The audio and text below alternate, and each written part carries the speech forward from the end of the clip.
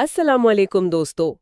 आज हम बात करेंगे रॉबर्ट टी कियोसाकी की किताब इंक्रीज योर फाइनेंशियल आईक्यू की, जो आपको अपनी माली समझ और फैसला साजी की सलाहियतों को बेहतर बनाने के लिए एक मरहलावार गाइड फराहम करती है।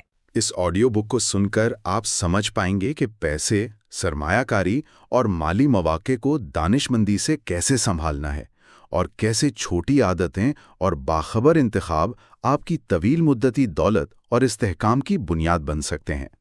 ये सिर्फ इल्म नहीं बल्कि अमली तब्दीली और कंट्रोल का एक रोड मैप है। चले इस मौजू की गहराई में उतरते हैं।